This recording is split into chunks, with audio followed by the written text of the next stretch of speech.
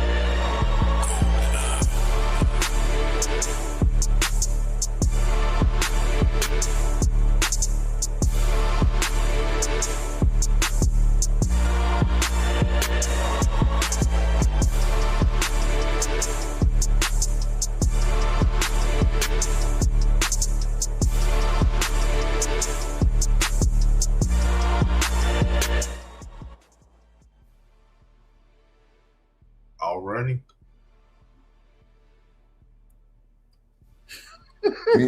Oh gosh, it's a disaster tonight. But can y'all hear me now? Thank you for tuning in. Yep, we can hear you. All right. Thank you for tuning in. Another episode of the Fourcast. Myself, Wilkes, A-Trap, King Dark. I talked to him. He will be back. We just had a show over at Mr. Cajun's recently, and he did say he is on his way back. But apologize for the camera issue tonight. But tonight's review, Crime 101. It's available right now on Amazon, and it's a top 10 right now on Amazon. So definitely, I would highly recommend checking it out. I think it's a good movie. We're gonna tap into it tonight, though. You can give your thoughts and opinions of the movie like you always do. But A-Trap, how you doing? I'm good, man. I'm good. Good, man. Wilkes, how you doing?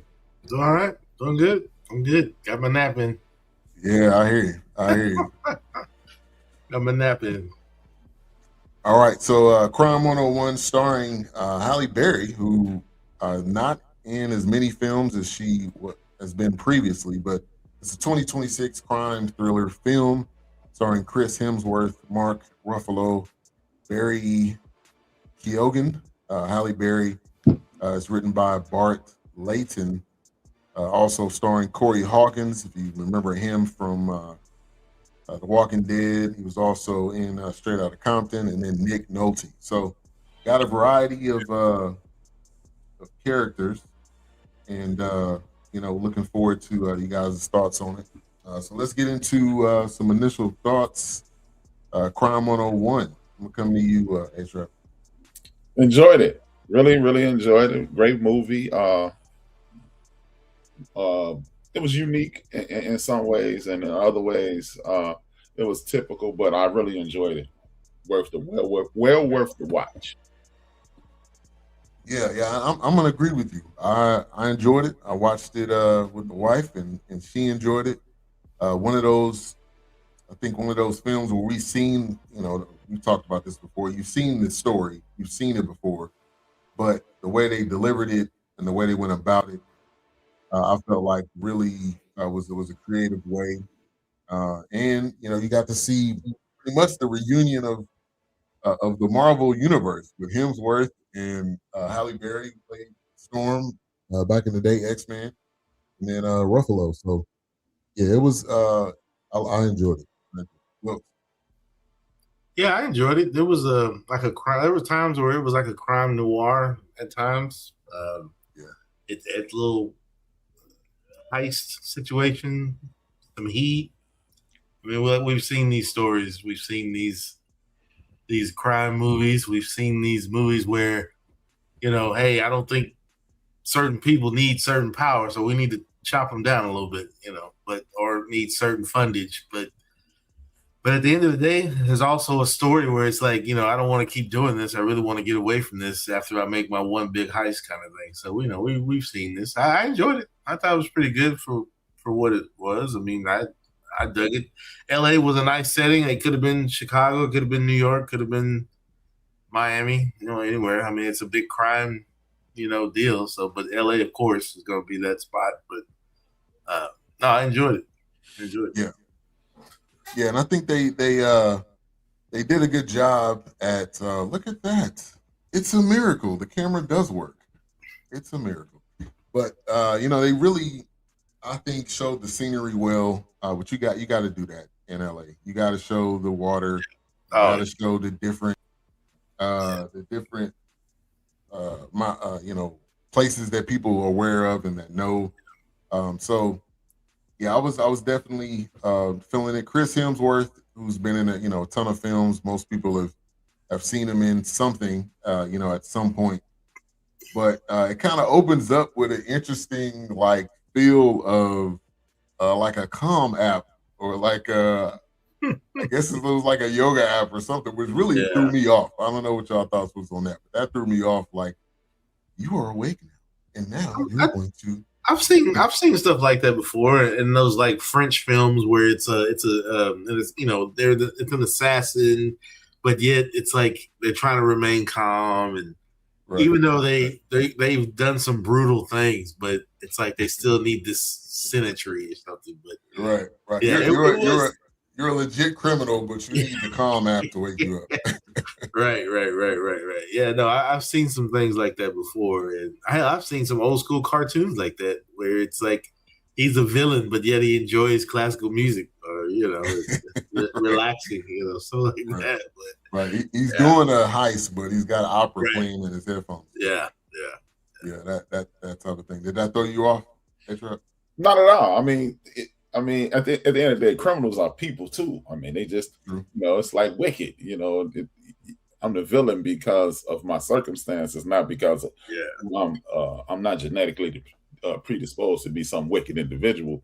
So no, man. And then if you think about it, you need to be calm, especially in the way in which he was committing his crimes. You need to have a very relaxed. You can never overreact. The very first heist we saw in the film, he needed to be able to stay at this level. Right. If he be able to do what he was doing. Right. So it played, and then yoga and the calming effect of anything played a very large role in this, simply because everybody was trying to get to his level of calm throughout the entire film, and it was a reoccurring theme. So I really dug it. Yeah. Shout out to I haven't seen her in a minute. Shout out to Benita A. Whitfield. I think you got the A in there still. Thank you for tuning in. The artist currently and formerly known as Benita A. Whitfield. He probably been backup on that new Jill Scott album. That's why we ain't seen it. Still backup on that new Jill Scott album. That's why we ain't seen it. Yeah, pressure. Yeah, man. She know that backup. Yeah. Well, thank you for tuning in. We appreciate the support as always.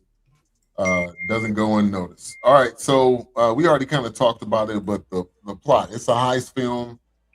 Diamonds involved. You know what that comes with. You trying to get away with some of the best. You trying to get away with that last heist to kind of put you away and you be able to do your thing. What y'all think of the Nick Nolte character in this? Wilkes? It's always interesting to see Nick, because the last time I think I saw him was in Warrior with Tom Hardy and I can't think of the other gentleman, but he was like the dad, but old boxer, I think retired, something like that. But he may have been in some other stuff. But it's always interesting to see him. Like I told you, he's gonna mumble his lines. That's just him. Yeah. But then of course he's had hard times outside of the studio and off the film, so it is also played on the way he acts now. I mean, I'm curious. Like I saw him shaking too. I'm wondering if that's just a character or is that him in real life. But When he would like answer the phone. I'm thinking maybe he's got something that he's dealing with, probably. But I found at first I thought they were going to reveal that these two were brothers. I thought the way he made it seem like the guy on the motorcycle and Chris, it made it seem like they were. I was like, don't tell me this is the dad, But yeah, it was an interesting character. I just don't know he wasn't in there long, but it's like kind of like I got you on this last run, and he just kind of disappeared after that.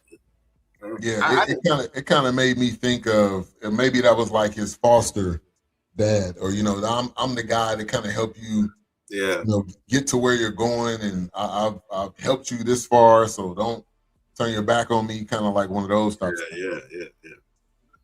But because he brought in the guy on the motorcycle. Go ahead, sorry. Yeah. Oh, I was saying, your thoughts on the Nick Nolte. On the Nick Nolte character, this is what drew a direct connection to the movie Heat. It's the same thing. It was what's his name? What's her name? Angelina Jolie's dad. I can't think of his name right now. He was playing that role. It was an interesting character, and it just shows you you have no friends in crime. Look, you're here to do a specific job. Right. And if you're not doing that job, we're gonna replace you. And we don't really need you to do this, but you do it well, but we can get somebody else to do it. And that's what I seen. That's what I got out of Nick Nolte's character. Yeah. John Boyd. Right. John Boyd. There you go. And then when you look at he almost felt like, man, you starting to get soft. Like you don't really want to do this job. I think he named it something in particular. I don't remember what he said, but you getting shook. So I need to get the young talent to come up. And man, that dude was reckless from the jump. When he went in and did that bank robbery, I'm like, oh, okay. He's like, everybody get down. I'm about to shoot somebody. Shut that baby up.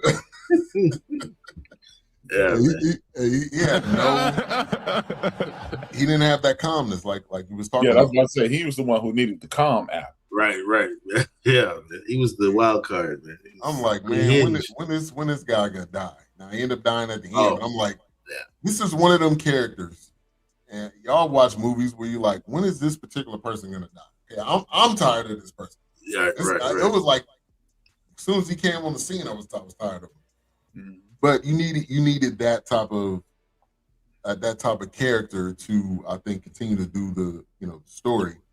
Right. And they kind of end up going up against each other.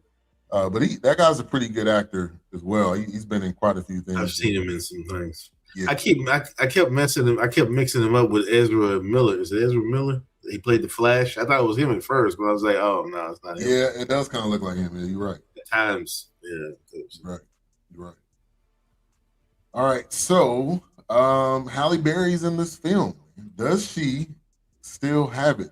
Acting wise, attractiveness wise, does she still have it? I think it's the roles and maybe how they write her sometimes. I mean, I think when she's not the action heroine, she's not the distressed mom at the call center. Like that one movie, I think it was not. Right. But I guess she's.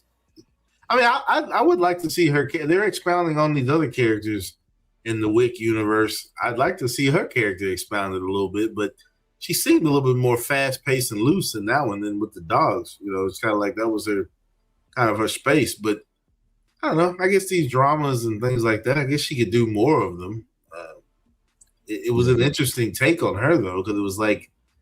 They focused away from the insurance firm, and it was just kind of like, then just her. It was kind of, Yeah, I was trying to figure out how is she going to be tied to this at all? Because she's doing insurance.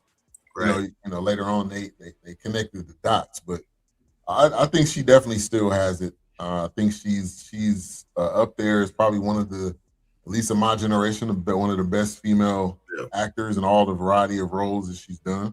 We watched her in that boxing movie. What was that boxing movie? A-Trap turning his head like this. What? Well, just listen. Hey. I thought you was thinking something like. No, I'm listening. I'm just waiting my turn. But yeah, give me your thoughts. Halle Berry, she still got it. Well, actually, she has it better in my opinion, and you can tell you can tell these characters. They did a great job weaving these characters into each other, and I think Halle Berry was the perfect person for this because let's not forget. At one point in her career, Halle Berry was just known as a pretty face. She wasn't even. I remember it was Strictly Business. Was the first movie I ever seen, and it was old boy who played the son-in-law on the Cosby Show, and Tommy Davidson, and she was just walking around being nice looking, and she couldn't play dead in the cowboy movie at that point. Right. And I think she's a much better actress. And Halle Berry again was the perfect person for this, simply because in this movie, she was being exploited. It was showing the exploitation of women in the workforce. We will use you until we use you up. And when we can no longer use you up, we'll pass over you and treat you like yesterday's news. Halle Berry is 59 years old. She's either 58 or 59 years old, playing a 53-year-old woman who, even though she was extremely talented at her job, clearly we use you for your looks, and the dude even said it. So it was a perfect role for a person who's aging, and I actually think she looks a little better with the 10 or 12 pounds that she put on, I believe, for the role, because she wanted to look a little like somebody on the other side of the cutest lady in the office. So I think it was perfect for her. Yeah, and to agree with you on that, I think when you have somebody that's aging, and you should do roles that fit them, and they did. I mean, they did a great job at it. You could see how she was with her approach to her clients. You could see how she was when she was being passed over, and eventually she just came at the guy because he was just being an a-hole. But it was well casted. But yeah, I was looking forward to seeing her in this film. To kind of see how she would roll with it. Yeah, because I'm really not I was really not a fan of her ability of acting up until recently, because like she was hit or miss. There's a couple movies that she was horrible in, and then you got movies like Swordfish, where she was great. She was playing the sex pot, but she played the role excellently. And then you got movies like Boomerang. They dumbed her down. She was at the peak of her. Halle Berry's the most beautiful woman in the world, and they took her beauty down a stage in that, and she did excellent in that. And then she had a couple movies that you were like, yeah, they should have put me in that instead of Halle Berry. Yeah, I would have been ready to play alongside her. To love it. She definitely a long way from Boomerang and Bat. I can tell you that. Hey, that one, I don't know, man. That one must have been a favor. Well, Babs wasn't a horrible movie, but I just in that particular role, she showed some range for sure. Yeah. Robert Townsend said he asked her to do that specifically because who she was. I mean, you think about it, man. She's universally at that point known as the most beautiful woman in Hollywood. She's white guys was digging her, black guys was digging her. She was the thing, and you took her all the way down to this chick that's just super hood, super ethnic. And that was so. It's another role that she played that she was just the total opposite of Halle Berry, and that's when she played the crackhead in Jungle Fever. Right, and it just took her out of her traditional role. And actually, I like it when they take her out of that role as just the prettiest girl in town. You're gonna be, and I don't want her to be like in the boxing movie. She was just the most athletic chick in the world, and I'm struggling through this. I like it this way when she's playing a dramatic role, and she's playing a role in which every woman in America can relate to her. You're a nice looking woman, and you start to age a little. That's why Dr. What is his name? Dr. Hollywood or Dr. Floyd or whatever his name is, who putting butts and lips and breasts on these women. That's why he's a millionaire, because people get caught up in what you look like instead of who you are. And I'm really digging this elder Halle Berry. I'm really digging that. Yeah. And I agree with you 100%. I mean, you can't play. I don't think it's fair to actors that they just play the same role their entire career. Like being able to show what they can do, even at the age that she's at, which is not a bad thing at all. And she's just showing she can still do it with the best of them. So, shout out to her. I enjoy seeing her in this film. I think she, showed who she was, and she showed again her, the talent. So for me, this had some Crash similarities. I don't know if y'all seen that. But what were some other similarities that y'all seen watching this film? Well, Wilkes mentioned Heat. This was very Heat adjacent, from the Nick Nolte character, from the I forgot the dude who played Thor, from that guy's character. It's the exact same thing. It was, but I like the way they, because let's just be honest, Hollywood does not create original movies. Oh yeah. Well, they rarely create original stories. I don't know why they won't do it, but if you want people back in the theaters, flood the theaters with original scripts and original screenplays, and we'll go back to the theater because people our age, we'll go back to the movies because that's how we were trained. Right. We were trained to do that. Go to the theater, We were trained to the theater, and it's an experience. But if you're just gonna remake Star Wars, if you're gonna remake Lethal Weapon, you're gonna remake this and remake that and remake just a different. You're gonna give me the same story with a different person. I don't want to see it. Yeah. But this was an old story remix. I'm gonna call it the Diddy of movies. We've seen this story 10 million times. Take that. We're gonna put a different beat behind it.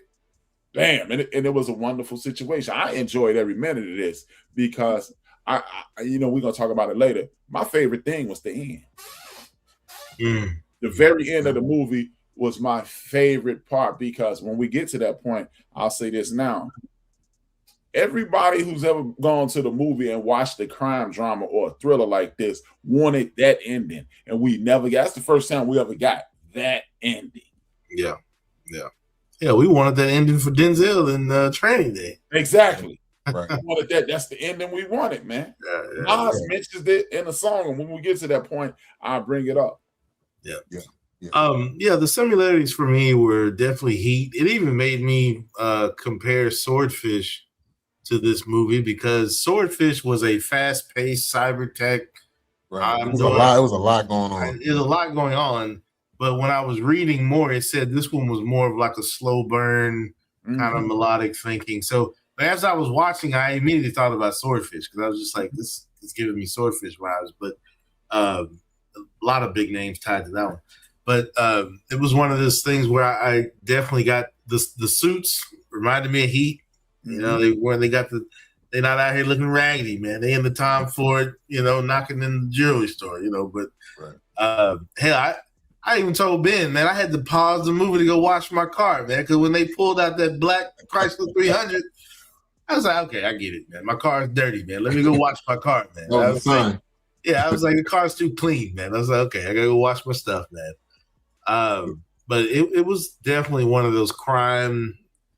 Once again, like I said, that noir feeling for me, being watched black and white crime dramas or ones from the 80s and even the 90s and currently. I think it's just, there was something actually I was watching that was talking about the history of like crime movies. And I can't remember what it was on, but it was just talking about how, you pull from those elements, you pull from those, it might be a long rainy scene, the guy's walking home by himself and it's, he's setting up, they're setting up, maybe somebody's going to ambush him in the apartment, that kind of thing, just like where Halle Berry got ambushed in her apartment by the guy on the motorcycle. I mean, whoa.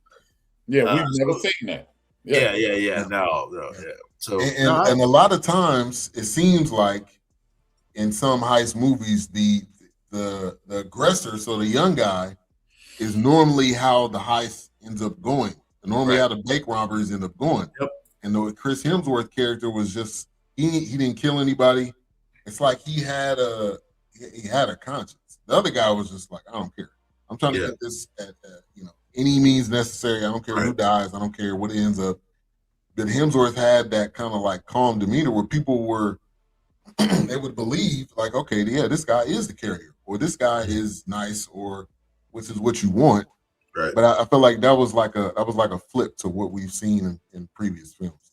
And that aspect of it is exactly what I was speaking about with the Nas character. He said, "I'm always at the crib chilling. I put on the flick and root for the villain." Chris Hemsworth made you root for the villain. Yeah, right. I'm digging this guy because he was meticulous. He was he's methodical in his playing of this role. He made you root for him because it was about the job. It wasn't about hurting nobody. It wasn't about destroying anything. Like even in Heat, remember, they got on old boy because he killed that dude in the first scene. He was like, "Look, Charles, we don't do that. We here for the cake, and that's it. That's it. Yeah. And give me the loot. Yeah, give me the loot. Yeah, man. Shout out, of course, to Mark Ruffalo because he's always good at playing those disgruntled characters. They're all kind of like, he reminds me of Columbo. If they ever did Columbo again, Mark Ruffalo is Columbo. This dude, the way he acts, down on his, not really maybe down on his luck. He knows his stuff. Oh, well, he was. I guess he was, but he was, but it's almost like because they definitely wouldn't let him get a shoe in anything. But the typical down on his luck. I got a dog. I got a cat. My wife don't love me. You know, I tried to solve this murder mystery. The guy got away, whatever kind of thing. But he is good at playing those roles. He has a movie, right? A TV show on HBO that I can't think of the name right now. CIA. But what's that? CIA. Yeah, it's the Tusk. Is it that is it Tusk? I think he's playing the FBI or CIA agent. Or something. Yeah. It's a Task. Oh, it's called Task. I thought it was like Tusk or something, but Task. I heard that's another. Once again, he's in those roles where it's like I got to catch this guy. I got to prove myself. He's got another show that came on a few years ago where he's playing two different people. He's playing a brother that's kind of like, I don't know what disease or what mental imbalance he has, but then he's the brother that's trying to always hold it together. So he's playing two different characters. It's crazy. It's like they're twins. One's got a mental issue, and he's the one that's like, man, I'm barely getting by out here, man. So Mark Ruffalo's good at those roles. And he's good at other things, but he just takes those roles on, and he just does really good. He does really good. Yeah, he always plays that kind of role, even as Hulk. When he wasn't Hulk, he was just even as the scientist, he's kind of like He was just like, what's going on? What do you mean? Yeah, but that's his niche for real. Yeah. He's got that down. Yeah, if they ever did Columbo, he's Columbo, man. Yeah, and then he had the prototypical detective cop named Lou. I'm like, was he just calling him Lou? Was his name actually Lou? It looks like his name was actually Lou. I mean, it could be. I mean, that could be related to any kind of. Like I said, I love me some good crime movies that are in black and white from the 70s, 60s. Those slow drag, Casablanca kind of things. I'm down with it. But he's definitely got that thing going on. It could be anything from those. I mean, Kojak and all those. Anything. He's probably pulling from that. Right. And what I like about Mark Ruffalo is he clearly pays attention to what he's doing. I've never seen him in a bad movie. I've never seen him in a movie and go, that's trash. No matter what he's in, he's almost like Gene Hackman. You don't see the character. You just see Gene Hackman acting like that. Yeah. I don't think Gene Hackman was acting in The Firm. I don't think he was acting in it. Even what was the one with him and Will Smith? Enemy of the State?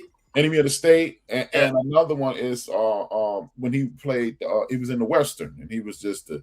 Oh, yes. Yeah. He just got that, like... Is he, like... Did they even give him a script? Right. It's like, man, I'm just here, man. Yeah, I'm like, hey, man. Yeah, man, play like Luther, right?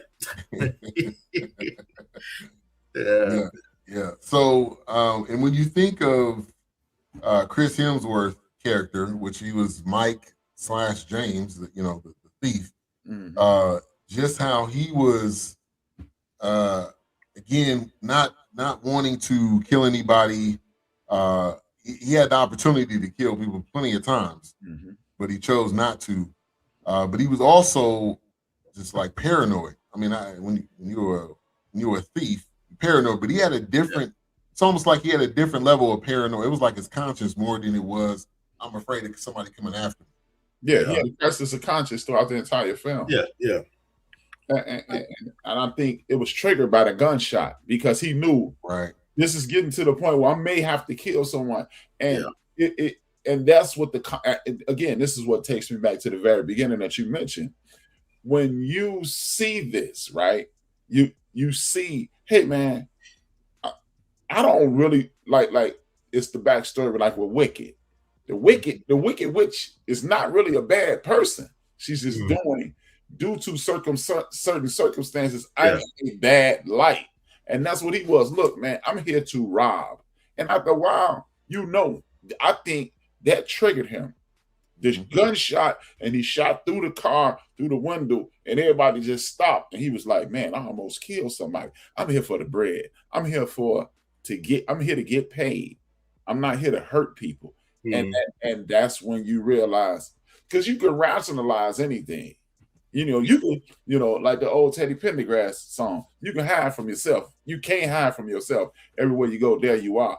He had rationalized, hey, I'm gonna keep this calm demeanor, and I'm doing jobs. I'm not really stealing. And then he realized this could turn into a murder.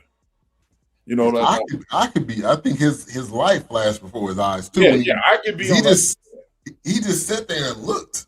I'm like, dude, like this dude could fire a shot again, and it would have been over with. Let me get to this. Well, he's really good in the now. You see me movies. Yeah, now you see me movies. Yeah, that's is that Ruffalo too? I think he's in the last. I don't know if he's in. I think he's in all of them or the last two or something like that. I could be wrong, but he's in those. Yeah. No, he's in the first one and the second one. That's what I think he's. I think he's in the series. But man, he's definitely got it. Oh yeah, because he's one of the crew. That's what it is. He's a part of the crew. Yeah. So let's go to. This is according to IMDb. Top heist movies. Do we agree or disagree? First one is Heat, and we've already all said that. Then they have Die Hard with a Vengeance. Was that a heist? No, that was the one with Samuel Jackson. Yeah, I don't think they were doing a heist in that. It says heist bank robbery. Heist movies, all of them. Because remember, they were still in the documents in the first one. The second one, they were still in the gold. Yeah. I mean, still, James Evans was still in something. In the third one, they were still in gold with Samuel Jackson. So, I guess, I mean, I would rank this higher than any of the Die Hard films, and I like 2 or 3 of them. Yeah. Next one, they have go ahead. Oh, sorry. No, I was gonna say I felt like this one wasn't really in the Die Hard vein. I felt like this is in like I said, the crime noir, the detectives, getting close to solving it, then it slips away kind of thing, and that's just me. But you can go ahead and read the list. I'm interested to see who's on the list. Yeah. So 3 is The Italian Job. I would agree with that one. Gene Hackman's in that one. In the original, are they doing this a remake? Nah, this the one with Donald Sutherland, Wahlberg, yeah, that's right. Mark Wahlberg, he was Ed Norton. It's the remake. Was F. Gary Gray. Yeah, it's the remake. Charlize Theron. Yeah. Let's see. Next, The Bank Job. This was in 2008. I don't remember this one at all. It's a Jason Statham. Yeah, it was cool. It was cool. That was cool. You can't put no Jason Statham movies in the top 5. I'm sorry. It's all right. Bank Job wasn't bad. I mean, it should be at the top. And I won't hear the rest because if they don't say this one movie, I'm done with the whole list. The list is trash if they don't say this one movie. So go ahead and finish. Inside Man is number 5, which that was that was good. They got to go back further. They got to go back top further 5. than this. Yeah, I was about to say, man. Yeah, and they're not saying top 25 in a certain amount of years. If Uptown Saturday Night is not on this list, then I'm gonna keep going down. Point Break, Ocean's 11, The Town. The Town was good. That was dope. I don't know if I would say top 10. How old is this list? I would give it. I would give it. Yeah. They're not going anywhere past. Well, they got one. They got one from 1975. Dog Day Afternoon. That's 17 on the list. That's Al Pacino. Yeah. That's a decent movie, but that was kind of mundane because this man spent the whole movie in the bank. Hey, well, that was like Inside Man. Inside Man. He spent most of the movie in the bank. But Inside Man had another story. They had several stories going on. They had the Holocaust going on, and then they had the cop thing going on, and the bureaucracy of the police going on. There was a lot of other ancillary stories with that. The other day afternoon, Al Pacino sitting in the bank going crazy. Reservoir Dogs. That's at 23 in the top 25. So keep reading, Rick. All right, let me keep going down. So 9, Den of Thieves. That's 2018. Baby Driver, number 10. Hell or High Water. That's a 2016 film. It's a good movie. Okay. Chris Pine. Now You See Me. That's 12. Fast 5. That should never be on any list ever on Earth. The Score. And maybe they're going off I don't know what they're doing here. Entrapment. Number 15. The Dark Knight. That's not but I guess you could call that a bank robbery movie, but no, hell no. That's bad. Wrath of Man. Joker, with the money. Wrath of Man, 18. Ronin, 19. That's De Niro.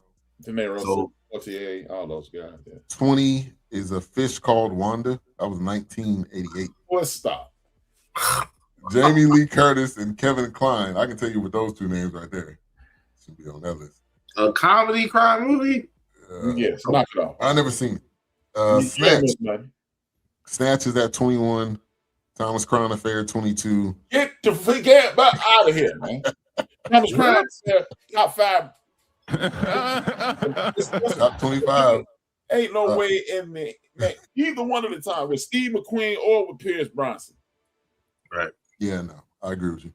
Lock, Stock, and Two Smoking Barrels. That was 1998 Guy Ritchie film. And then number 25, How to Steal a Million. This is from 1966. That is according to IMDb. I don't know how they came up. You're not supposed to use this word anymore. But whoever put that list together, 30% retarded, man. Right. That list? Oh, gosh. I don't know how they came up with that. Thomas Crown Affair was supposed to be in the top 10. That was the movie I was waiting on. I'm like, if they don't have this movie on there. What movie was it?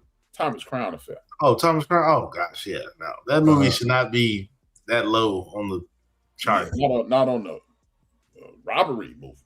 Right. Golden said, what about Armor? I heard of that one. You know that wasn't going to make it. Come on now. Yeah. That must be all black film. You know that wasn't going to make it, man. Come on. That on there, but I'm telling you, man, that Thomas Crown Affair, man. Like I said, Thomas Crown Affair, you know it was good when Steve McQueen made it in the 70s. And then he came back in the 90s with Renee Zellweger and my man Pierce Bronson. It was equally good. Yeah. You can flip a coin to say whichever one. Yeah. So no. Trash as usual. At least if you got the Italian Job, you don't even have the original Italian Job. You got the remake. Nah, they got the remake, yeah. Yeah, man, knock it off, man. With the Mini Coopers, man, they probably made crazy $1 billion. Yeah, man, stop. Because folks went out there and started buying them garbage ass cars after that. Go to say my mama wore that movie out. Yeah. That's hard, man. My mom used to watch it all the time. Yeah, man. Flat out. So it was all over. But back to Mark Ruffalo real quick. Playing that detective, you find out your wife is cheating on you, and you're like, well, it's the only one, right? It's the first one, right? She's like, you really want to know? He was about to steal on her. But and then you think of, like, he was so narrowed and zoomed in. This is where the Columbo character comes in at. He was so zoomed in on all the key details of the guy. He knew what his MO was, and the people in the department like, look, man, we just trying to close cases. You trying to actually solve crime, my boy. Right. We ain't trying to solve crimes. We just trying to close the case. Yeah. Mm-hmm. So, yeah, I mean, I think his character was great. And then real quick, back to Hemsworth. Playing this so methodical where I don't know, they never showed how he had video footage of the people's houses.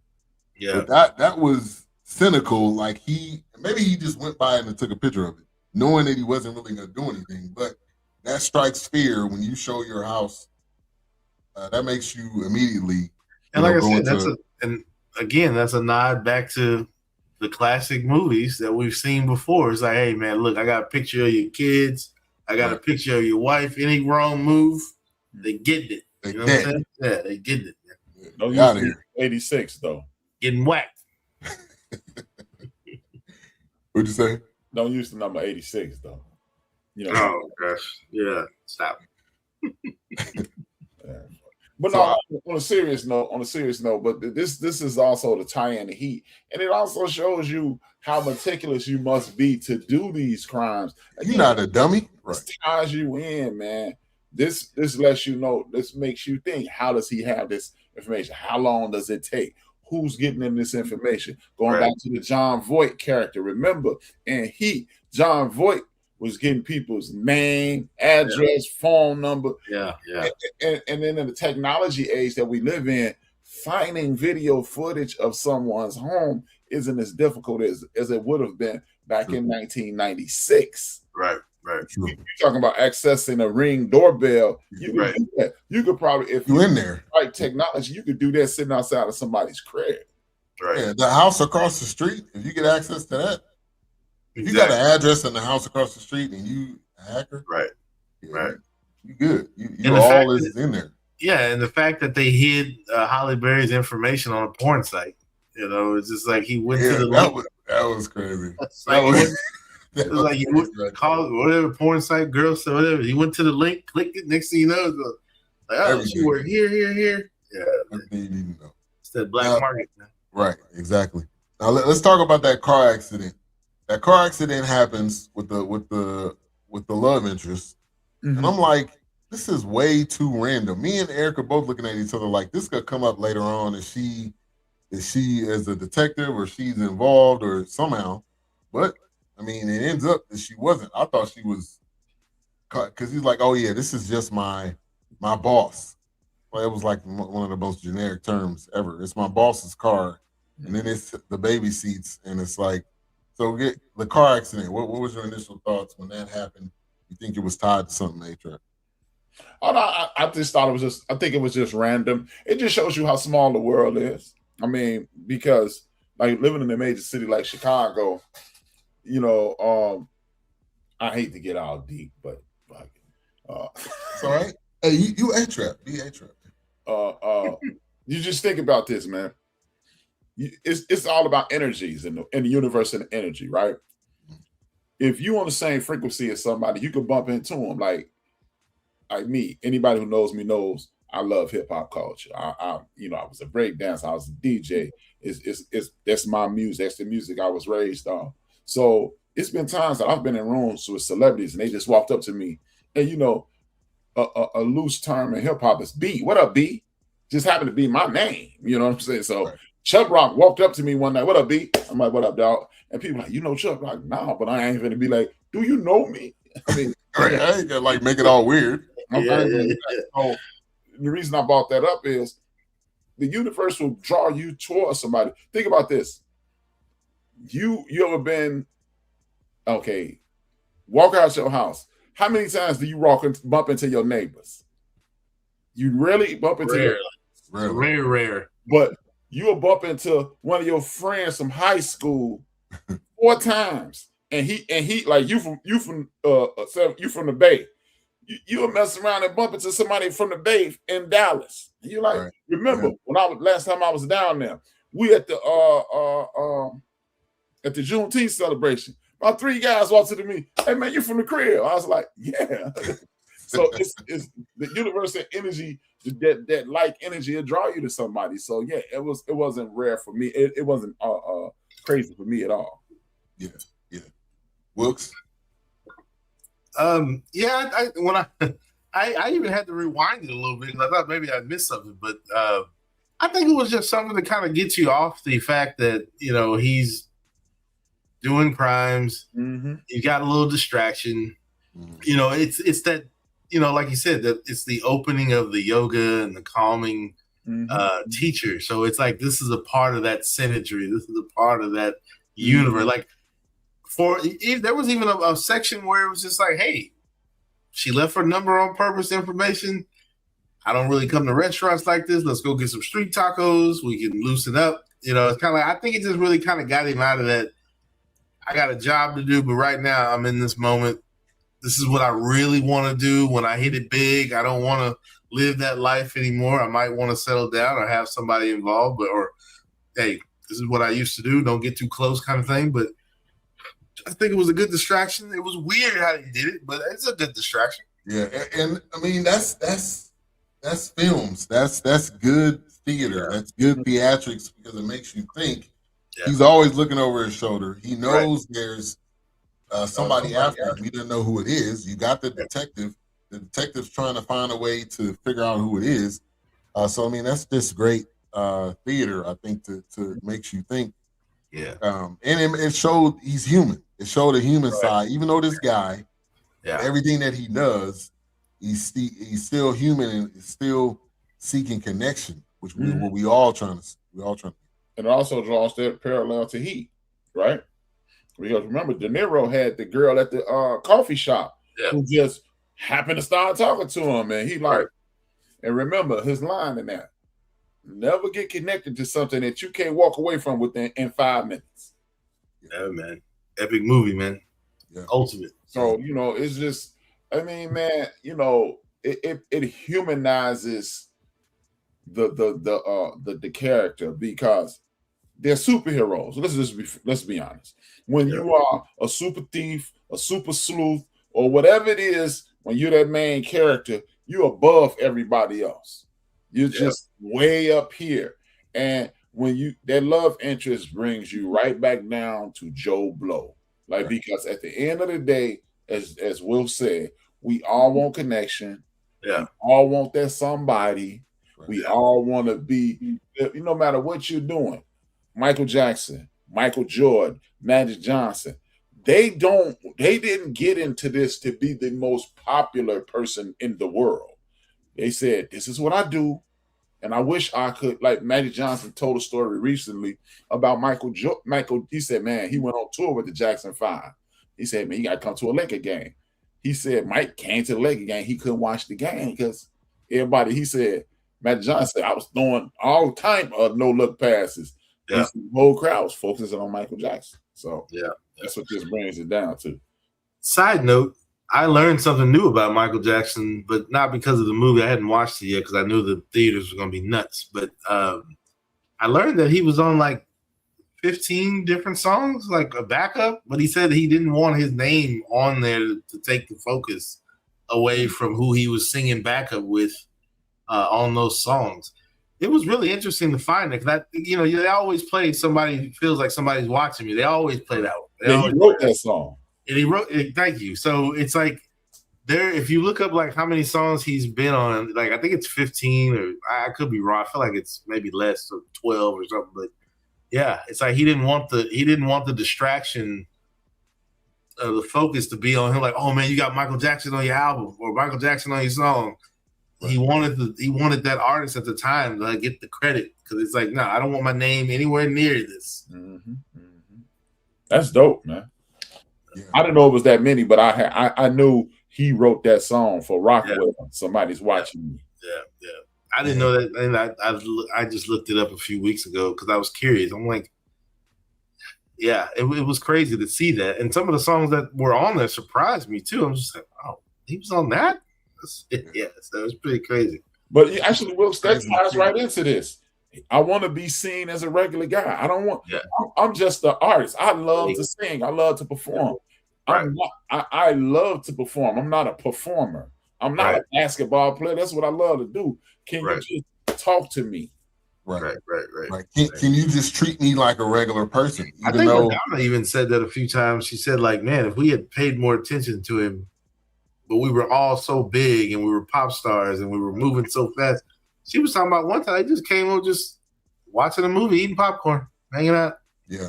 You know, it's like at that moment, he was just like, nobody was around.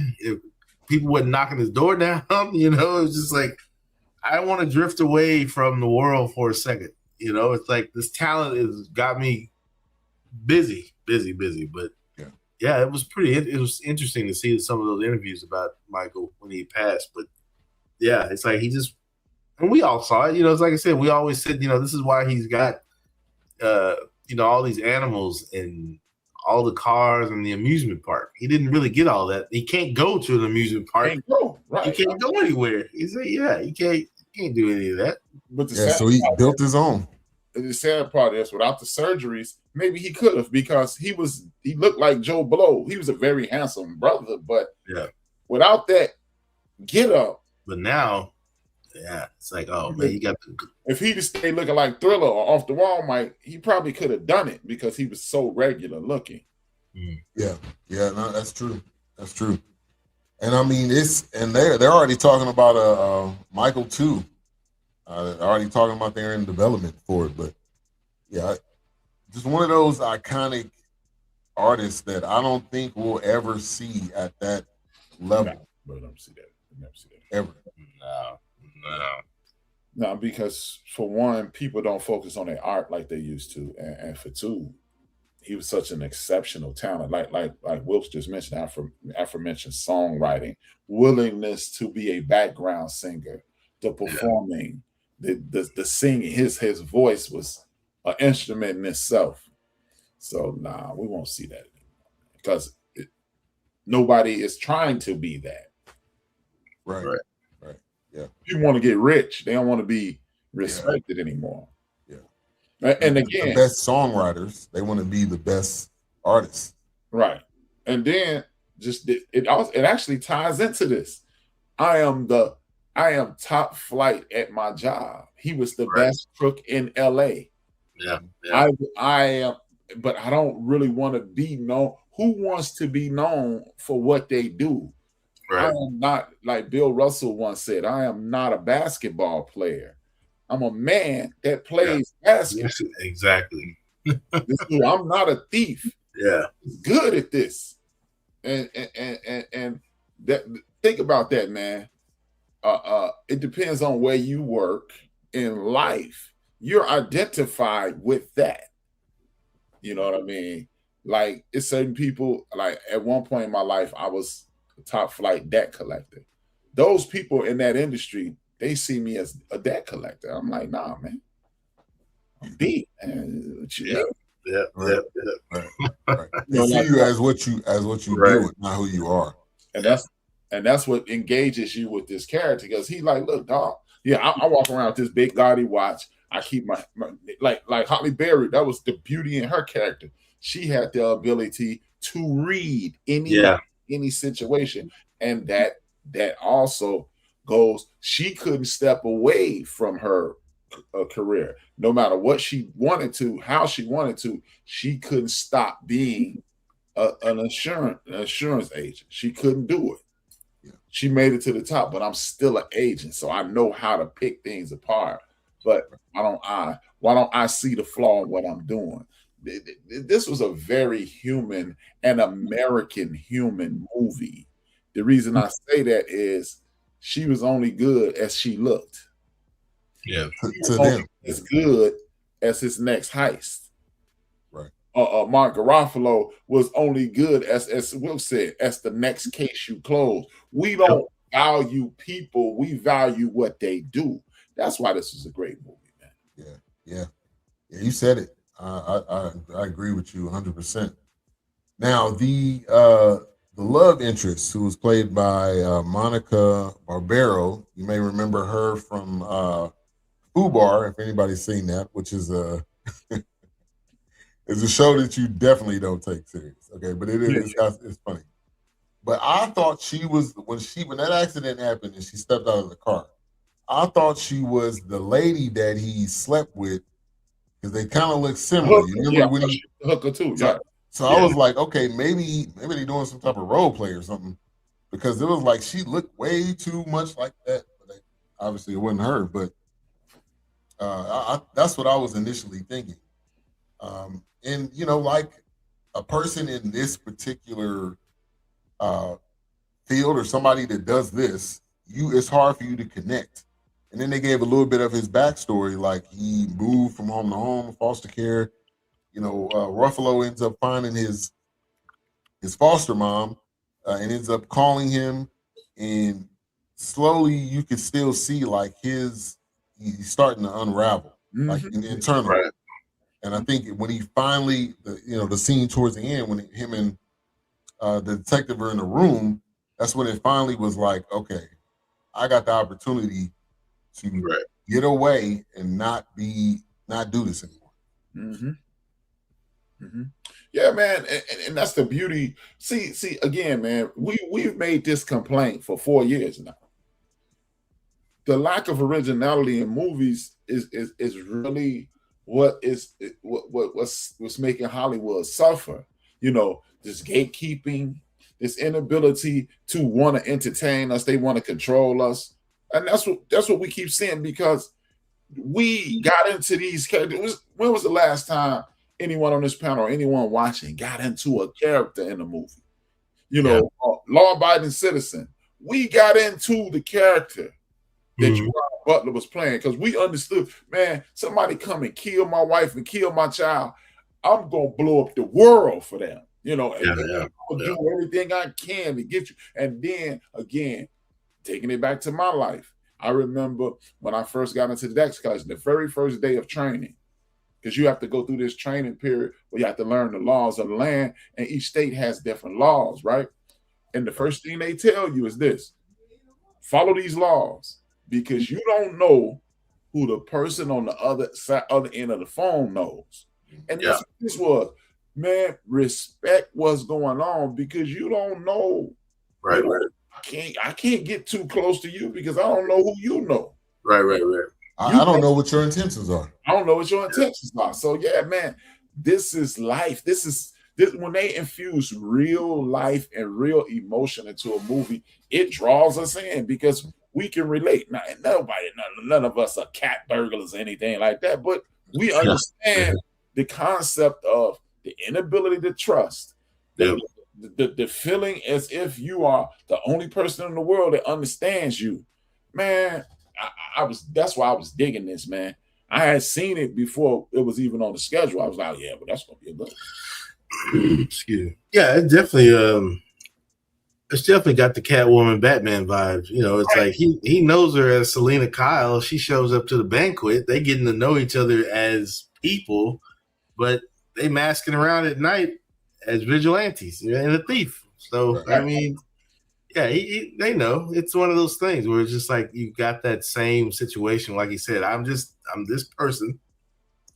This is what I do, and it's like, but at the end of the day, we're also like just trying to keep it down. We know each other.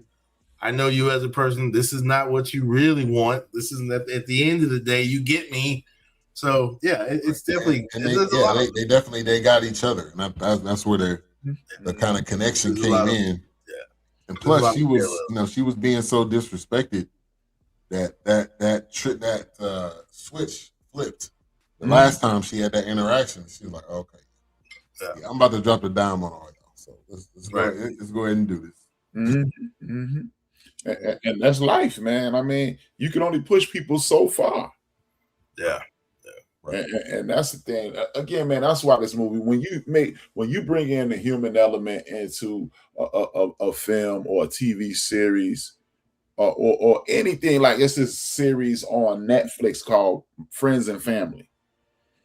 And it's this one scene where his homeboy ended up sleeping with his wife.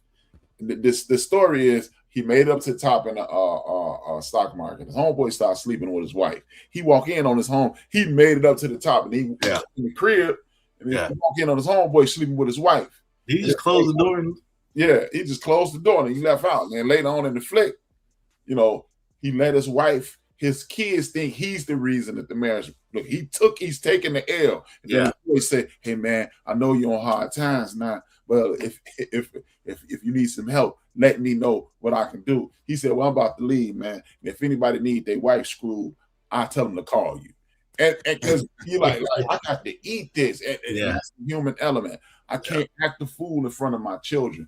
I can't even be mad at this lady who stabbed me in the back. So I just got to take this L and go. We've all ate that L before. And again, that's what's so beautiful. What's up, Keisha? Thank you for tuning in. Have a good night. Good evening and good night. Good evening and good night.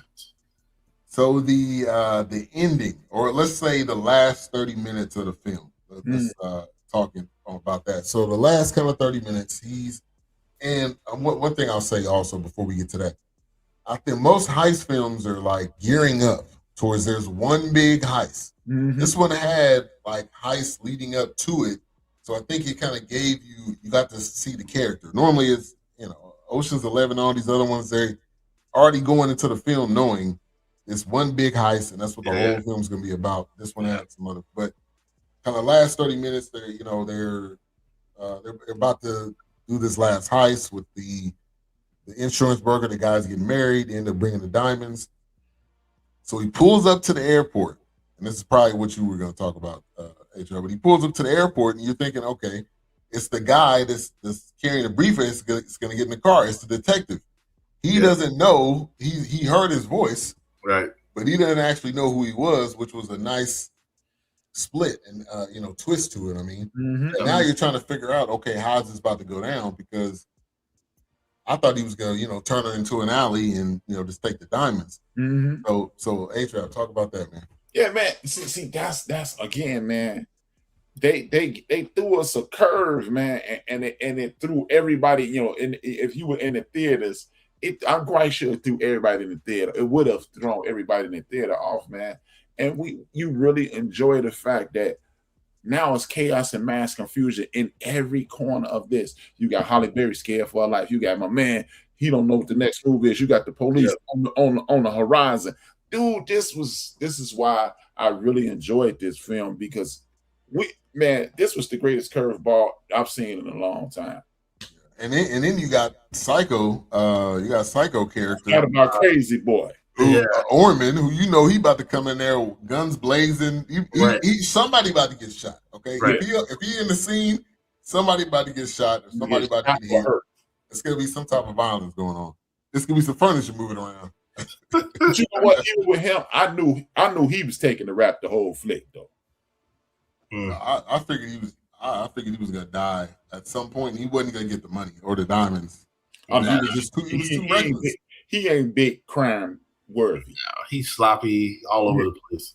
And I was thinking, why did the Nick Nolte character go to this guy? I'm like, this dude is young and crazy, but maybe it almost like made me think maybe he was trying to prove a point to Chris Hemsworth, like maybe throwing him alley-oop. I don't know, because he knew this guy was going to end up flaking out or doing something crazy. I think he wanted him to kill him. That's what I took from. I think he wanted him to kill my man. Oh, if you kill him out the way, it severs ties from everybody. Right. We can just cut it and move on. You die, he die, and then we get a better version of both of y'all. Right. And I get the prize. Yeah. Oh, absolutely. Yeah. Wilkes, last kind of 30 minutes of the film. Yeah, the last 30 minutes to me, it was kind of hitting that crescendo scene, because even with, once again, the human aspect at the airport, they're driving, talking like the typical film crime movie. You don't know he's the detective. I kind of know you the bad guy, but I'm not sure. But I got a hunch. But I know you the bad guy, but I can't mess up right now. So it's one of those things. Great character. Yeah, it's a human aspect again. He's talking about the car he wanted, and he's talking about the life he wanted, and where he was going after that, and where he was from. And I mean, even when they had the classic, as they call it, the Mexican standoff, where it's 3 guns pointed in different directions. Right. It's kind of typical. Yeah, it's the typical Yeah, it's the typical kind of like we're gonna go out guns blazing and we ain't gonna make it, something like that. The detective gets hit in the arm, and he the hero, man. He'll be laid up in the hospital or something. The bad guy's dead. Right, but, eating some pudding or something like that. Yeah, I think of course they had to pull the page out and set it off, man. He got the car, got the diamonds, and say he out of here, man. Right. And did he? He didn't even keep any, right? We don't know. I think he kept a little bit, and he may have. What's that? He kept some of them. Oh, I'm sure he did. Yeah, because then he's like, "Hey, don't open that in here, man. I wouldn't open that in here." Right? Yeah, really. Yeah. Like, what is it? Somebody not looking for it no more. Right. Don't worry about it. Go ahead and wait. But yeah, I thought the last 30 minutes was good. Like I said, another human aspect. Just kind of like, man, this guy, I'm down on my luck, but he got these diamonds, and it's like he got the money he's got from a different heist. He go his different direction, disappear, get the girl at the end. Hey, meet me at this address. You know where this is. Right. Hey. Yeah. And when we look at the ending. So he ends up driving to this. It looks like it was a cliff or somewhere in the mountains, and then he looked for a minute, and then he turned around and left. So I don't know if that was. It was like some kind of 101 Ocean. I don't know what that place was. Maybe he was just kind of like, I'm free now. No, remember they were talking in the car. He said he wished he could just go to the coast. Yeah. Okay. And see, that's what I'm saying, man. Finally, the top said, "Screw this, man. Yeah. I'm tired of this, man. I don't want to. I'm gonna take the payoff." Right, Barry. I'm gonna take the payoff. I'm right. tired of being. Hey, let's be honest, dog. If most people faced with that would take the criminal avenue, a lot of us like to pretend, my character will allow it. All right. No, man. Well, give me your cut. Right. Exactly. Because like I said, this is a man down on right. And like I said, this man's down on his luck. His wife kicking him around, the job kicking him around. I want a Mustang, but I'll take this 67 Camaro. And the odds that it was green, but I don't know if that was a nod to Hulk, him playing the Hulk, but not the right green anyway. Maybe. I don't know. But I like A-Trap said, I like to see it. I mean, it's just one of those things. It's like, look, man, at the end of the day, man. I need a win. Okay. I'm losing at all. I'm losing on the job. I'm losing at home. I got the beat up car. I don't know what was that. Crown Vic. What was it? Oh, I don't know. Yeah, I forgot what that car was. And of course, the classic, the keys are in the sun visor. All of that's. I mean, come on, man. The music at the end, it was all perfect. The ending, I think, was perfect. And then when the mail gets dropped off to the lady, to Maya, I thought he was maybe the mailman. They ended up showing him, but I'm like, he just wanted a regular job. Maybe I thought that was him. But it was. I mean, it was well done. Shout out to Tate Donovan. He played Steve Monroe, the wealthy guy, ended up getting shot in the arm. Yeah, shot in the arm. Yeah. I'm like, dude, if you don't shut up, man. If you don't be quiet, man. You shoot him, and I'm like, I thought he was dead though, because Psycho, Psycho. I thought he was too. Yeah, he got to shoot somebody, whatever the room. And that was another crazy part to the scene, because eventually he's gonna get to that room, because he's traveling to the room. Yeah. You don't know, maybe Chris Hemsworth's gonna walk out before he gets there, and then he ends up getting to the room. He's talking to people as he's going along. So that was a good part to the scene. Ruffalo ends up getting shot. I figured he had a vest. He's a detective, so I didn't think he was dead. But I knew Psycho Kid was dead. He deserved that. He deserved that bullet.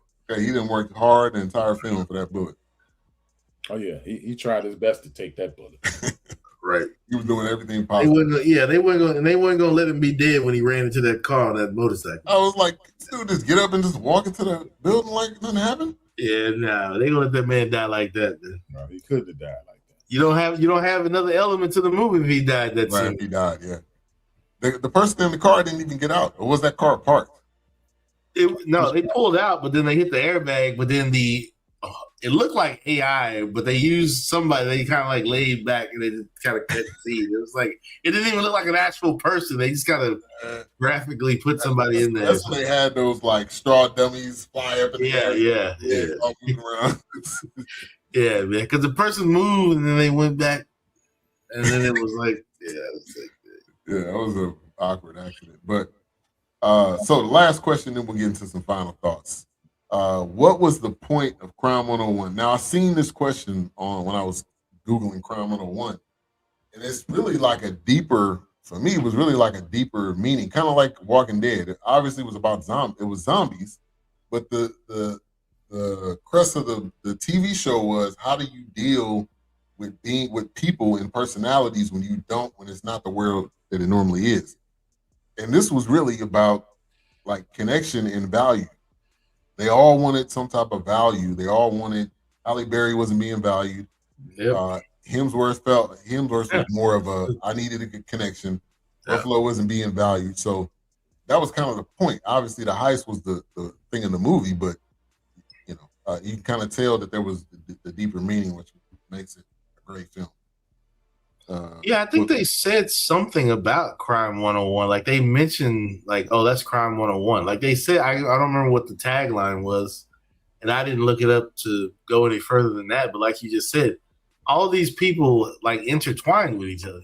Mm-hmm. It's like you said, me being a cop or a detective, I need that to survive in life. But I'm really a husband, I'm somebody's son or uncle or whatever. Psycho Man over there, we don't know what Psycho Man was doing. He was just kind of like a wild card. Hey, I'm just on red. I'm in for the quick job and get in, get out. Hemsworth's character is like, this is what I do, but at the end of the day, I want something quiet. I want something less, what's the word I'm looking for? I guess out of the way. Yeah, chaotic. I don't want anything. I don't want anything chaotic. And then Halle Berry's like, well, I'm the seasoned vet here, but they try to push me out, but they use me for my talents, my looks, and then ask me if, did you land so-and-so? Like, they asked her a question like that, and told her, because he went to his house, and she like had to do like the tours or something like that, and they were like, oh, well, you got to go see him where he's at. It's like, oh, come on, it's fast paced, and at this point, everything's just blurring, and they just want to kind of mellow out. It's like, right. Calm down. Yeah. So it's definitely a little bit more to that crime world. But I heard them mention what it was because they brought it up, but I can't pin it back together. Well, me, I think Crime 101 is the true crime in all of this is the lack of respect that human beings get. You had 3 levels of life. You had civil servant, you had corporate, and you had criminality. Those are the only 3 things we can do in life. Have a regular job. Yeah. You could be in corporate America, or you could be a criminal. The criminal ain't getting respected by the people who hire him to do it. I am the best. Think about it. Everybody in this movie was the best at what they did, and they were attempting to replace them with somebody of lesser character and skill. Even the girl who he was dating, she was the best at what she did, and they dismissed her. And she like snitching on everybody. Halle Berry was the best salesperson, and she couldn't get a promotion. They finna promote the new hotshot young cute girl. Yeah, and everybody in the room realized it. It was she was getting it on both ends. She was a beautiful woman, and she was a older woman. She was older and a beautiful woman, and she was used up. And terrible sleep habits. Yeah, exactly. Wow, looking at that app every morning, man, that makes you stressed. Man. So this is life 101. It is a crime that in America people are not respected. Again, I am not a podcaster. I'm a guy with a podcast. You guys are not podcasters. Y'all are guys with podcasts, and that's what this was. The true crime is people aren't respected. To me, that's good. Right. That's what that one customer said to me today. She had me on the phone for like 30 minutes, but she said she's living on a fixed income and she had some medical conditions. But she said sometimes the people would talk to her like she was human, and then sometimes they talk to her like she just, well, it's not my fault you got ailments or you living on fixed income. It's like, Hey man, you got people out here that's under the undertow, as you will. They falling, man. They drowning, man. It's rough, man. And to hear her talk about how, and you think about how they up here cutting benefits and cutting things like this that you need, and she's like, if you could just kind of help me out a little, what can you do for, which I get it. It's like, when you especially for me, and definitely A-Trap and Ben may remember, but definitely I know, thank God my grandparents were around when I was growing up. I remember people being retired in my neighborhood in the 80s. Social Security was like, this is all I need. I'm just waiting on that check. Yeah, they were good. I'm good. Now it's like, it's pennies. But I remember growing up where that was like, hey. A goal. Man, this is where when you were retired, you were retired. It wasn't no, I got to go back to work. And that Social Security check was. If you wanted to do something to keep you busy, that was the reason why you went back to work. Not because to survive. And SSI. You was killing it. You was killing it. You was king. You were.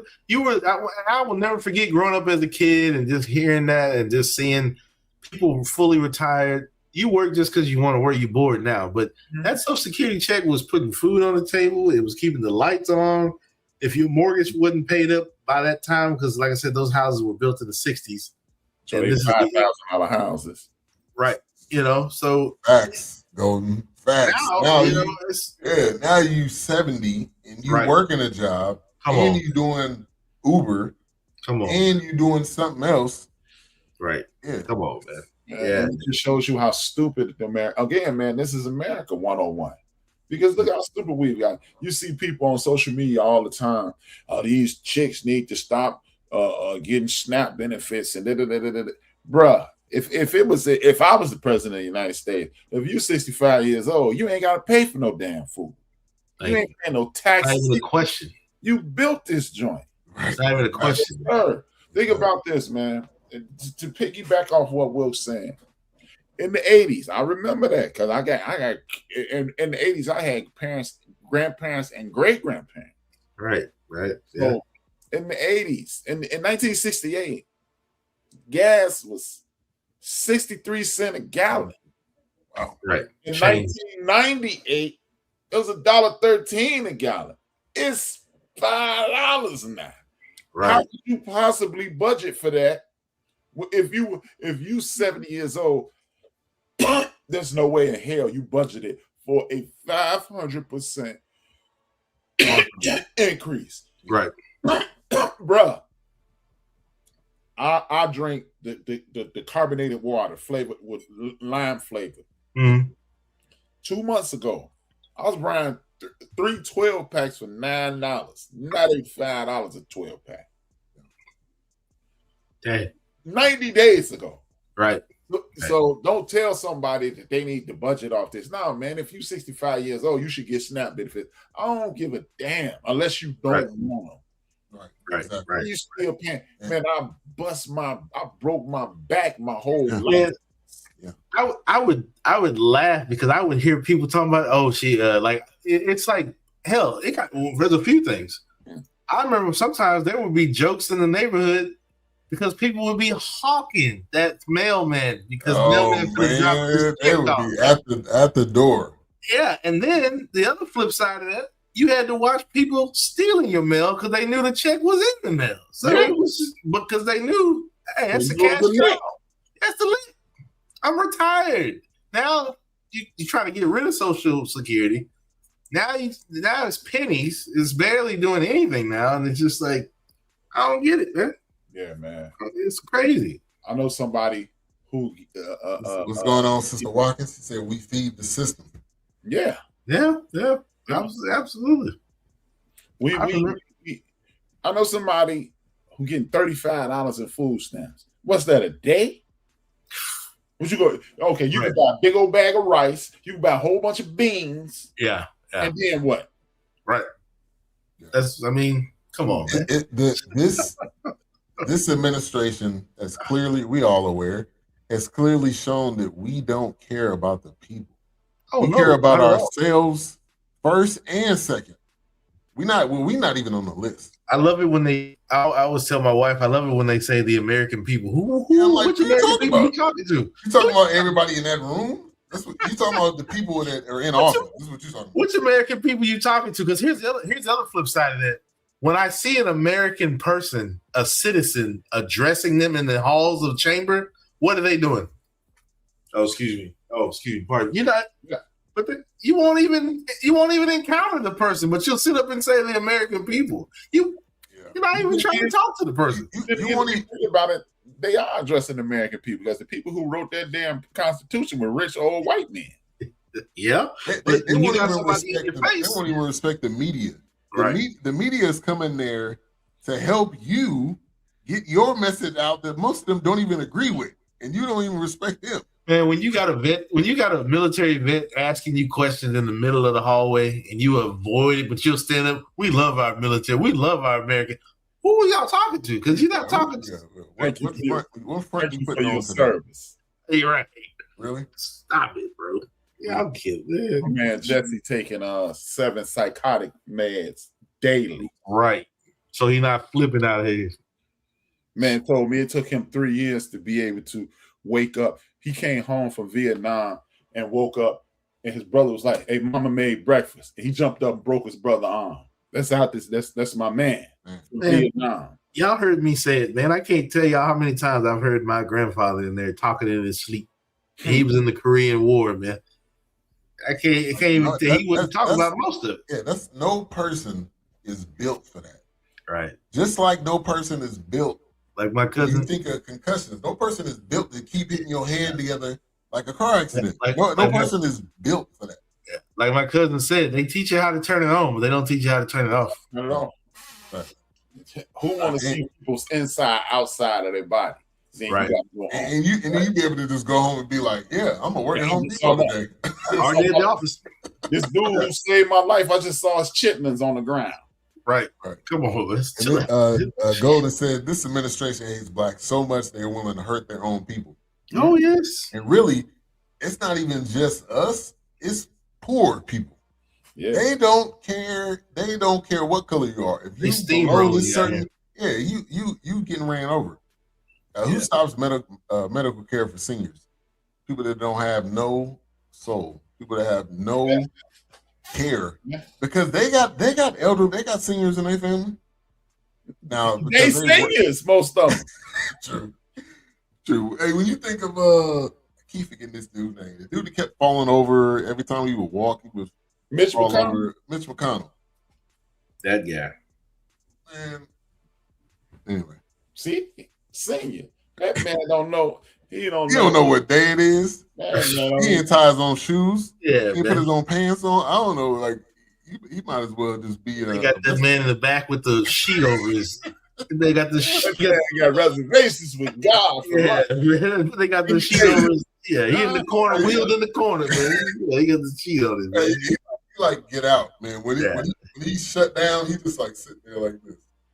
That man shut down in front of the world at the podium. It was like, sir.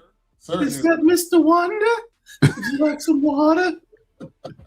That's bad out here. Term limits, man. Age limits.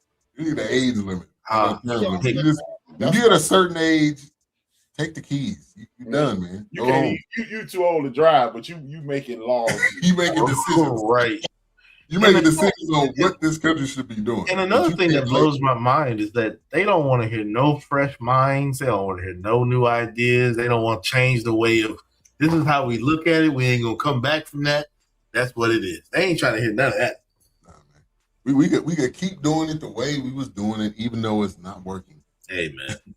And it doesn't benefit the. It's working. They line up for the wealthy. It's working for them. Yeah.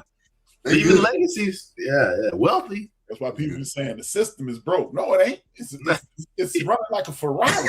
It's not broke. It's like that Challenger in this film. Yeah, right. Yeah.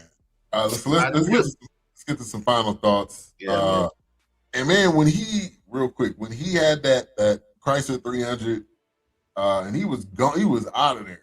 Like that was the moment. Like I'm shook. Like I need to get I need to get to my safe space. Yeah, yeah. He put the cover over that car, and he was like, I ain't never getting back in that car again. That's he wouldn't have. He didn't. Yeah, he would. Yeah. Now, and Ruffalo was so much of I'm trying to solve this. He was just going through random garages. Now, to me, it's hard to believe he ended up finding that car with the tarp. Now, but anyway, he ended up finding it, connecting the dots. How many garages in LA? But think about it, Ben. How many garages within a square mile? Oh, if you rob quite a bit. Oh, you're on the 101. That was his link. Okay. Yeah. So think about it. If you are like I'm just thinking like around where I live. If you rob to Chase by me, you can get to 290. But if you don't take 290, I'm gonna figure out where you are because it's only where I work is the closest garage. And then one thing you remember, he kept saying there were any cameras on that route. Yeah, he was asking about cameras. Yeah, it would be. But see, that's again, Ben. We are so far away from thinking in movies. Yeah.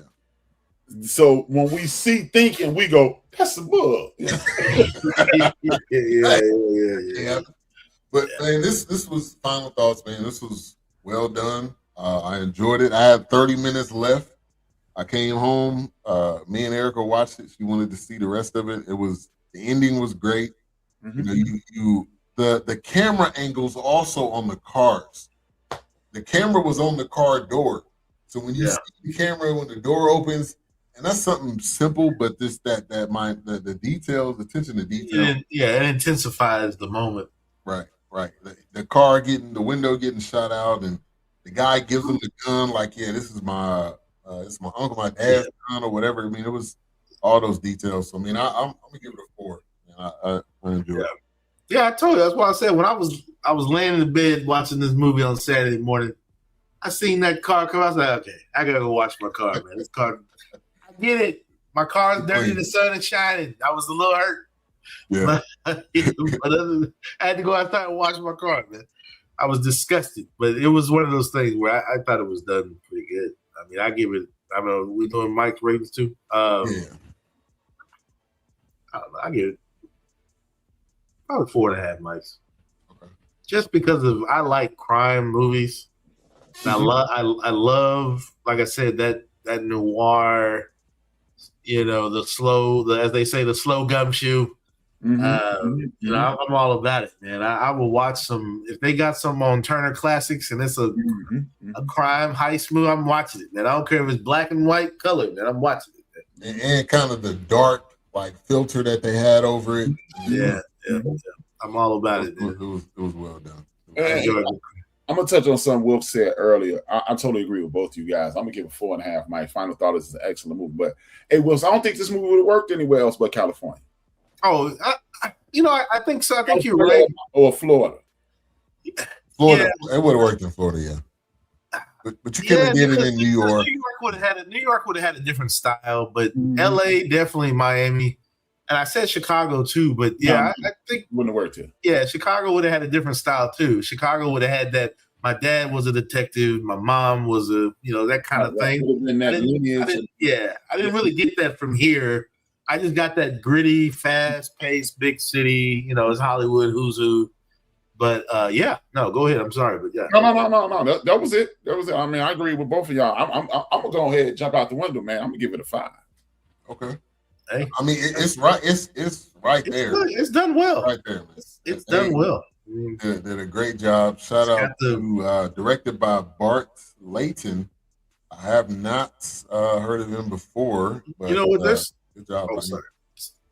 There's another movie that this kind of reminds me of, and I'd never finished these movies, but Javier Bardem is in one of them, and it's like he's I don't know if he's like he's like pulling the strings, but it's like this random. And I want to say I don't think it's Chris Hemsworth. I thought he was in there, a younger him, but.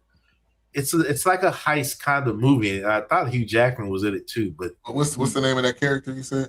It's Javier Bardem is the actor, but I cannot remember the name of this movie that saved my life, but it's kind of a heist kind of movie thing because there's like they take these jewels to him, and he's like, "Well, how do you think we're supposed to pull this off?" And I want to say, like, I thought Hugh Jackman was in it. I thought, but I guess not. It's a pretty good movie too.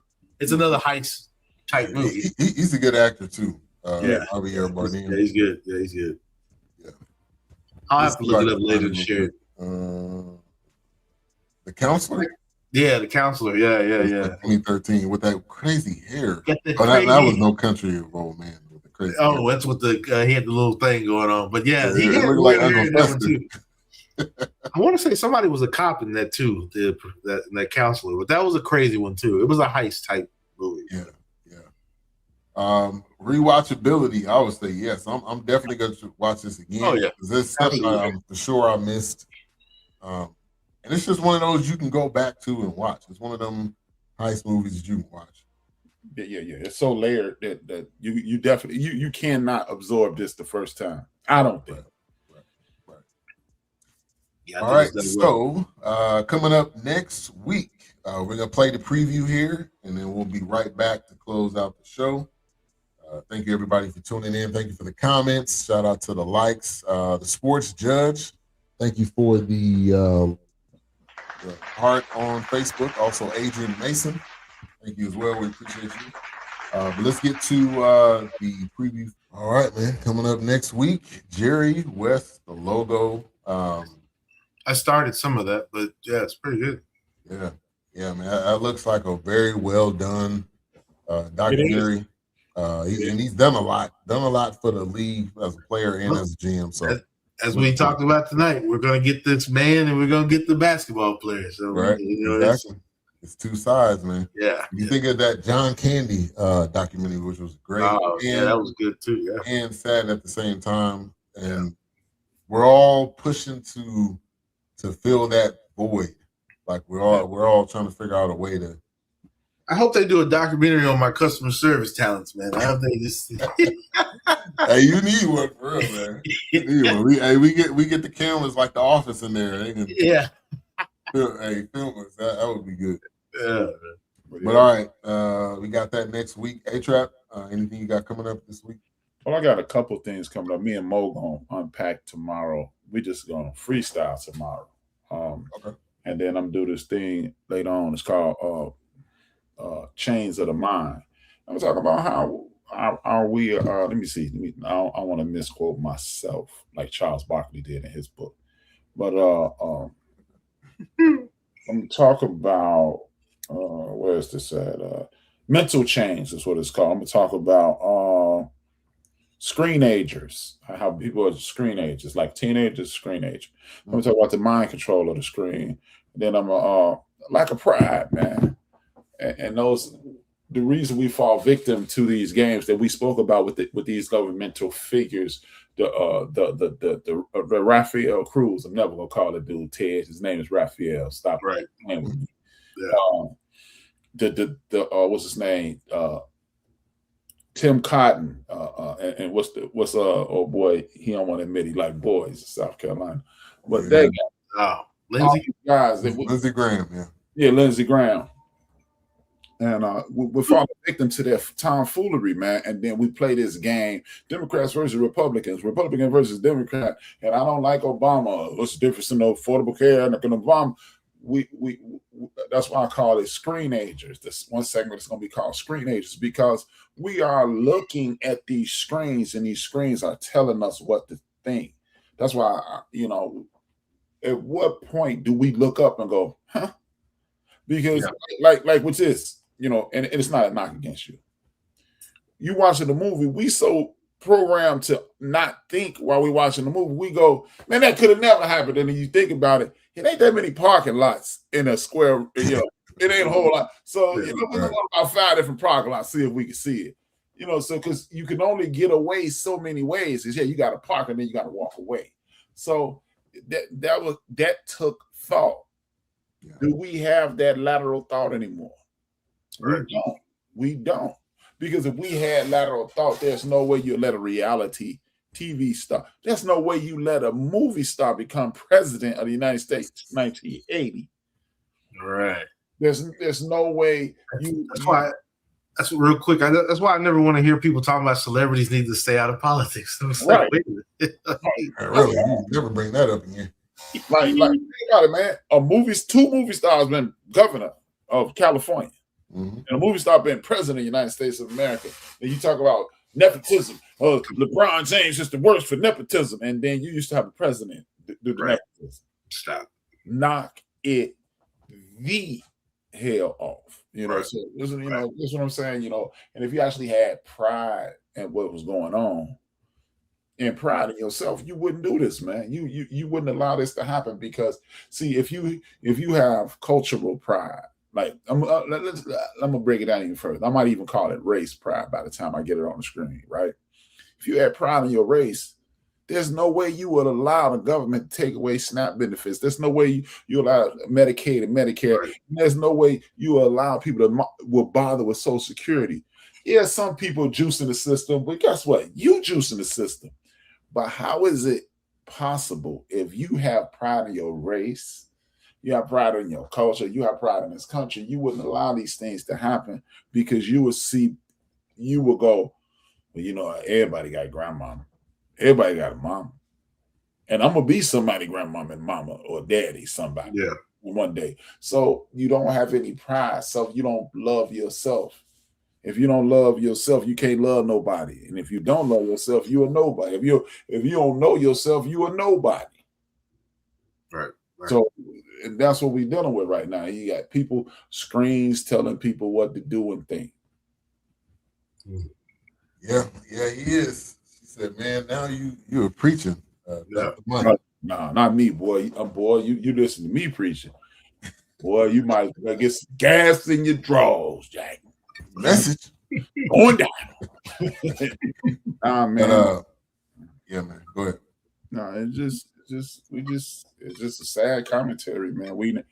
We don't think in this country anymore, man. And like me, I'm going through a very good time in my life, man. Like the last 5-6 weeks, man. I'm back. And, good stuff. So beautiful thing. Yeah, it is, man. It is, But it's just, man. It just you don't want to help people. It is insane, man. This, y'all heard me speak on this rugged individualism. If God didn't intend us to help each other, why can't I draw? I can't compose music. I can't do a lot of things, but Wilkes can fix a car. You came up with this. I came up with things. We all are good at something. Some people, like Sister Phyllis, she could make the sun shine brighter the way she cleans. That may not be her gift, but that's something that she's good at. So she could pass that on to somebody, and that'll make the world a little more beautiful and more tolerable. Some people can cook. Everybody can't cook. Some people are empaths. They are not going to allow anybody to hurt. Some people can preach. Some people can teach. You know what I mean? I run my mouth all the time. I speak in paragraphs. So I'm loquacious. Everybody can't do, if we weren't meant to help each other, everybody would be able to do everything. And then at that point, we get rid of it. It's just, man, it's just so many, dead animals create shrubbery. You know what I mean? It's just, dead animals feed other animals. There's a purpose for everything. That's the way God created it. Yeah, so we all got something we can bring. Yeah, man. Absolutely. If everybody do a little, nobody has to do a lot, and that's what we've lost. Yeah, absolutely. All right.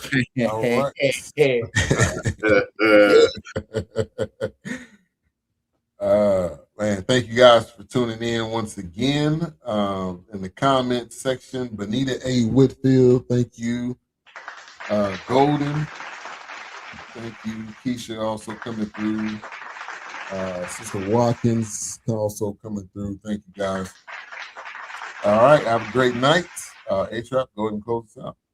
Hey, man, thank y'all for tapping in. If you haven't already, hit that share button. Tell a friend and tell a friend to subscribe, comment, hit that like button. Thank you for tapping in. See y'all in 68 hours. Well, actually 166 hours. See y'all 166 and a half hours. 2 fingers, 1 word. He been, he wills. I'm Rap. We out. See you.